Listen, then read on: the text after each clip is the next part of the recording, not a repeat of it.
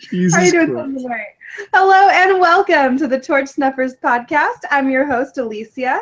And as always is my wonderful panelists, which are Alex Cash, Hi. Stephen Lehman, Hi. and Prince Ty Hewitt. Good evening. We will be discussing season 35 of Survivor, Heroes versus Healers versus Hustlers, episode 4. I don't even remember if I said the H's correctly. Who knows? Moving on. It's the worst. At the beginning of our episode today, we are hit with a slap. And we start out right away with a reward challenge with these new tribes. So yay or nay, we like this, we don't like this, and why? Alex, what do you think? Okay, in general, if there's a swap, that should take the place of the reward challenge. But I understand why they had to have a reward challenge, because they needed to have the potato chips be a secret advantage distribution mechanism, which we'll get into the secret advantage later. But just in general, you got new dynamics, you got new storylines you need to set up. You need time in the episode to actually do it. Okay, so it's a nay for you because it ate into the time of the new tribe dynamic. A good challenge, but yes, right. All right. Ty, what about you? I thought it was bad. The challenge itself wasn't bad. And I guess to play devil's advocate, I could see why it would be useful, because you did see which teams were going to work together well, and you did see which teams weren't going to work together well, which made sense because Joe's nuts and Alan's nuts and Ashley's not that good at things. So it kind of was a nice prelude, I guess, in that sense. But still, I would have liked to see the other tribes. Instead, we got little cookie cutter brief stories instead of seeing them really gel. I have no idea what's really happening on the healer tribe, or whatever they call themselves now, the yellow team. Coco. So it would have been nice to see. Tribe. Right. Yeah. It would have been, I don't know. We could have seen more of the people, which is what makes the show interesting to me. But Got it.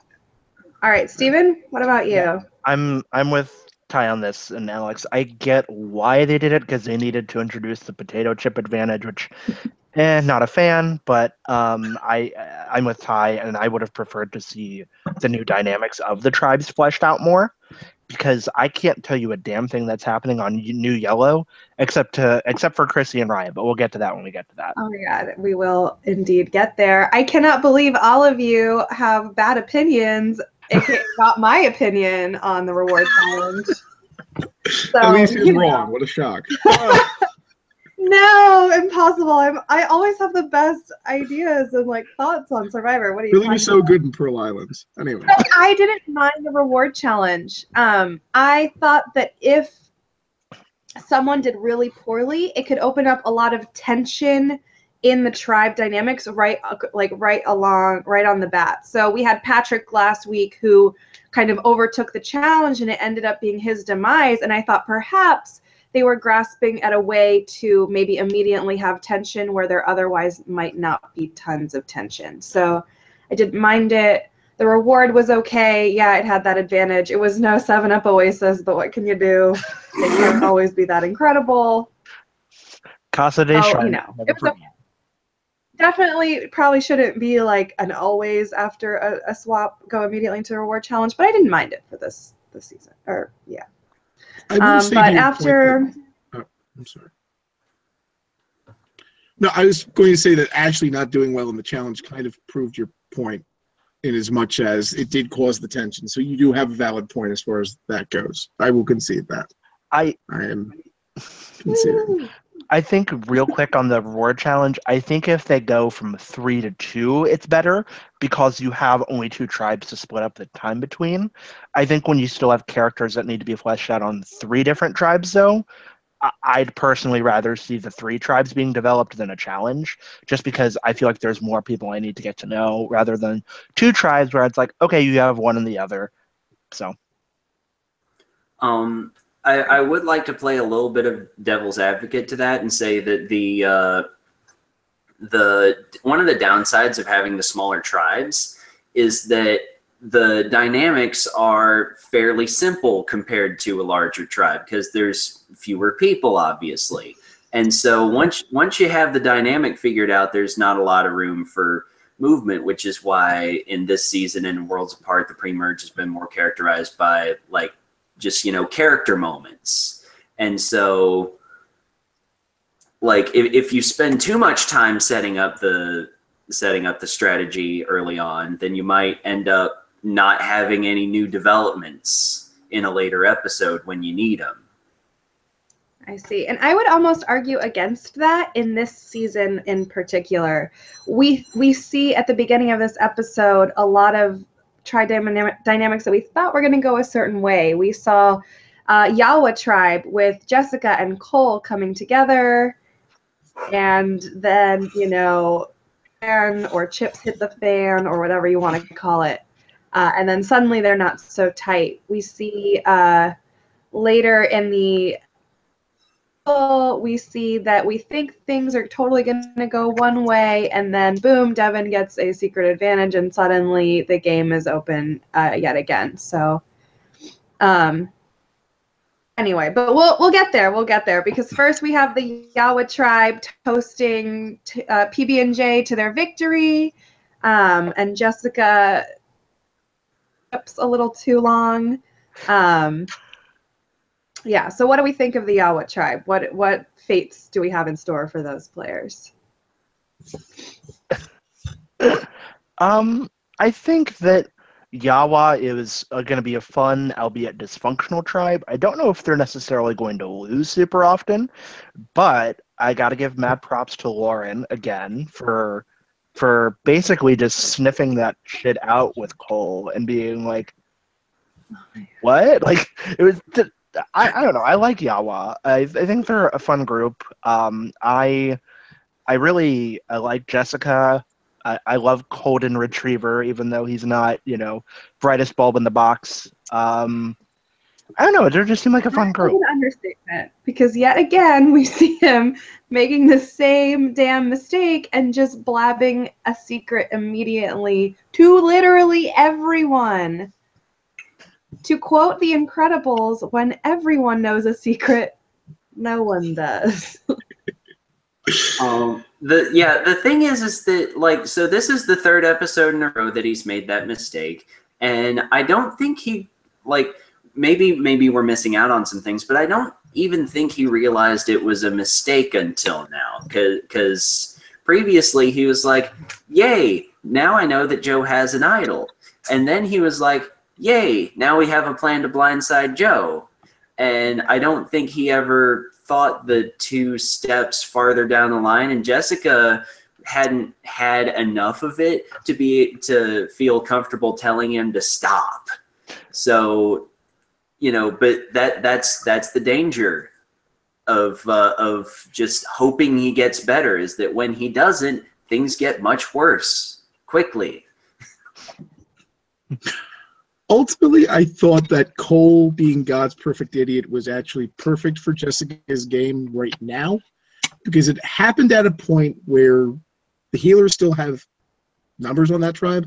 Like, Lauren stirred the pot, and it was impressive that Lauren stirred the pot, but the healers have a 3-person advantage, and they would be dumb. Like, Dr. Mike would be stupid to turn on the pair already and just, like, be third in that other group. Like, I don't see that happening. But it was good because you got a soundbite of Jessica basically saying, I'm not dealing with this any more than I have to. I don't trust him anymore. She was like, had her little emotional moment and all that sort of business. But the fact that she's separating herself and knows that she needs to separate herself before it's too late, I think bodes well for her game, possibly the Doctor's game. My guess is that if they do lose, Lauren still goes and Cole probably makes the merge. But I think it was okay for her, in part because they won the challenge, so there was no immediate repercussion of him being God's perfect idiot. Good God almighty. I can't fathom where they find these people. Like, where did they build him? Like, what, a Chipotle? Yeah, they found Cole in a Chipotle in West Hollywood. Yeah, there you go. So that's where they find him.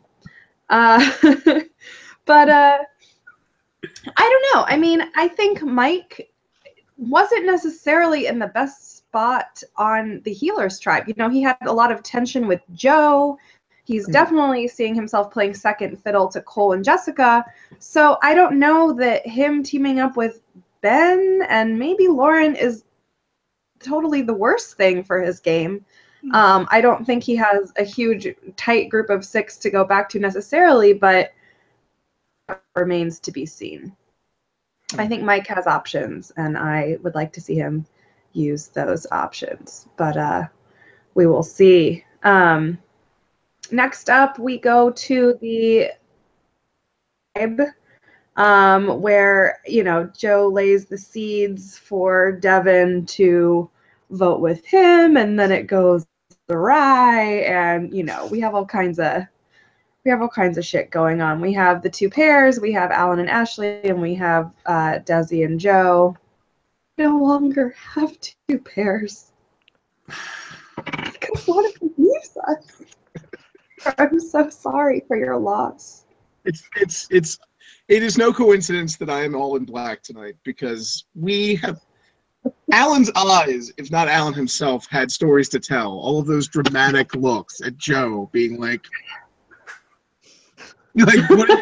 when Joe, like, Alan was the proprietor of Crazy Town in this Survivor season, and then Joe all of a sudden decides that he's going to try to usurp that role, and Alan's just like, no, sir, you're going to back down. You're going to shut your mouth. Like, he just defended it with honor. It was like watching like a scene out of 300. Like, I was waiting for Alan to say this is Sparta and like kick Joe down, but then it didn't happen, and it's tragic because the wrong crazy person went. And it's I don't know. I feel like any seasoned Survivor player would have sniffed out that Joe was going to play the idol on himself. They would have voted for Desi. I have no idea how those 2 idiots didn't do that. I love Alan, but he's not exactly a savvy Survivor player. I don't know. Somebody else talk, because I'm just feeling the feels right now. I'm sorry, all the emotions. Yeah. I don't know. I thought it was interesting that Alan and Ashley were going to stay so tight despite having huge differences, you know, in their last Heroes Tribe dynamic. I wrote that I guess maybe it's better to go with the devil you know versus the devil you don't. You know, and despite Alan and Ashley not being terms, at least they knew where each other stood.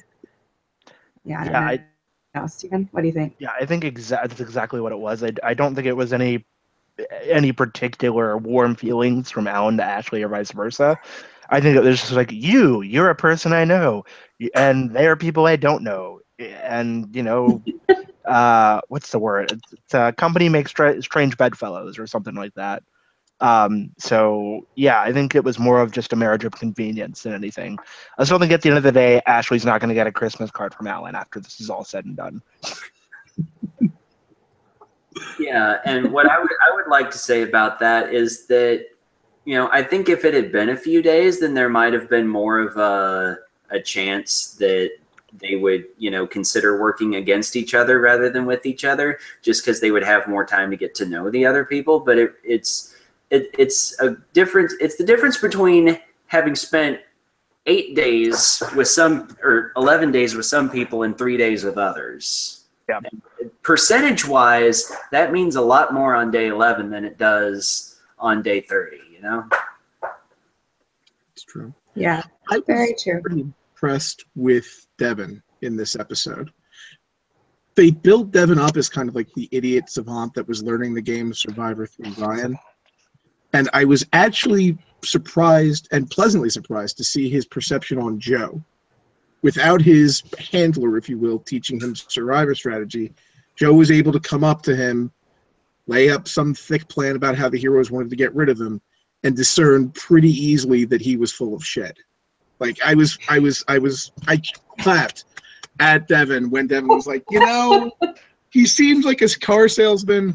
I want to make sure I'm not going, but I just don't trust that guy. Like, it was a pleasant surprise because, like, he just kind of looks dumb, so you assume he's going to be dumb, and then when he has, like, a salient thought, he's great, but at the same time, he has the dumb guy persona, when all of a sudden he goes from advantage to not advantage and says, completely deadpan, this is not an advantage, you still have that riotous laughter. He's growing on me as a character. I love Devin right now. He's great. And I think he's in the best spot on that tribe because I don't think anyone wants him gone at this point. Whereas Joe's crazy and Ashley is a target because she's the only hero. Yeah, I like where he's at. I'm pleased with him. Yeah, I did love that moment where Devin immediately was like, I think that's a lie. And then, went with the good guys, went with the heroes, went with the people that weren't really trying to pull one over on him or get him out in any way. Another of this episode was when Ryan and Chrissy were off in the jungle. And Ryan kind of let her know, hey, Chrissy, I got you. I gave you an advantage. I actually got chills when that scene was.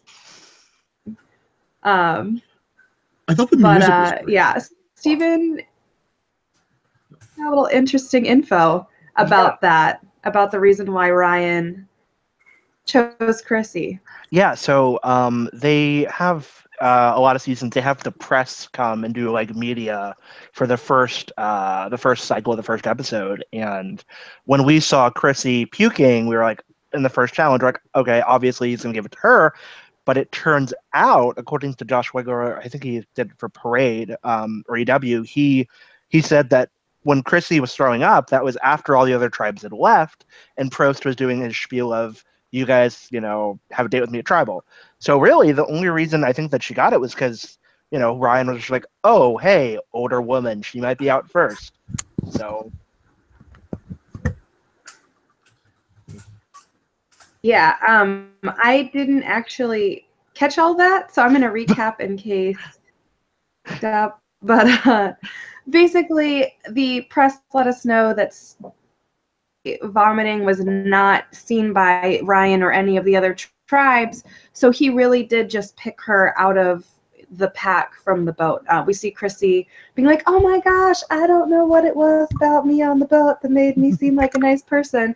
And in my mind, I was like, it wasn't anything on the boat. It was you on the floor vomiting and like. It was pretty great. At the end of the day, it's not a surprise, though. As Stephen Lehman pointed out in our side chat, Jersey trash sticking together, we can't be surprised. We cannot be surprised. If they end up aligned together, maybe they'll borrow Chris Christie's terrible idea and say that they were stronger than the storm. Like, I'm just waiting for there to be some sort of hurricane winds and rains and all that sort of business, and then those two could sit in there and just be stronger than the storm. It reminds me of the scene from Unbreakable Kimmy Schmidt this season where they had Maya Rudolph as Diane Warwick, where they did a telethon for Jersey. So I don't know, maybe you could see like Ryan and Chrissy doing some benefit or whatever. But yeah, I'd love it. That was their tribe for the episode. Yeah. Yeah. I forgot what I was gonna say. Always good. Oh, wouldn't it be so cool to have a Ryan and Devin and Chrissy and Ben Final Four? Because I would just die. Yeah, I mean, it would be nice. Yeah? That would be great. Except what happens to Queen Allie then? I would love it. Like, I don't know. Yeah, it would be great. But we'll see. We'll see what the future brings. We'll see what next week brings. I already don't remember what the preview showed. Something about rocks. The Blue Tribe's talking about going to rocks because Ashley and Devin are buddies, and Dustin trusts Ashley and doesn't trust Joe, so supposedly they're going to go to rocks, which of course means that there's no chance they're going to rocks because they wouldn't announce that they're going to rocks. Right. So they're not going to rocks. My prediction is that Joe is screwed if they lose because Desi really doesn't like Joe. Desi spent most of this episode being like, Joe's an idiot and I'm going to go home because of it. By dumb luck, it worked, but, she does not like him. So they're not going to rocks. But the preview says they will, so maybe they will. Maybe we're just going to get what they're telling us. But. Yeah, one other thing from the preview is that apparently Rourke tries to start an all-girls alliance. And I think that is going to be the end of her because, I mean, she hasn't been on screen hardly before then, and and then she's going to get a whole episode where she takes the reins, and then immediately no. But hopefully this works out like Second Chances, where Monica tried to make an all-girls alliance, and then that didn't work. And then Kimmy ended up actually doing it later in the season, and it worked better. Another thing that reminded me of Second Chances was I would just like to point out that the Joe versus Alan scene is the all-male version of the Cass versus Abby Maria scene that I was hoping to get coming into Second Chances. So I'm so glad that happened. God. Oh, bless. We'll see. I just don't know how to feel about Chrissy being the new Karen, who doesn't let an all-girls alliance happen because she sucks. Because she doesn't suck. It's like she can't be Karen, and yet she's going to be Karen. Oh my god, I love Chrissy. I just hope she calls people a bunch of liars and tells them that, sorry, she's the bearer of bad news, but too bad. Yeah, we'll see. The all-girls alliance idea is often the kiss of death for that player. So It is. we'll see if Allie was like whispering to Rourke, like, we should totally do an all-girls alliance, don't you think? And then causes her to get voted out. But we'll find all about that next week. I don't know what I'm saying. And with that, all night, and enjoy us all over again in case you didn't get enough of this on YouTube. See you next week.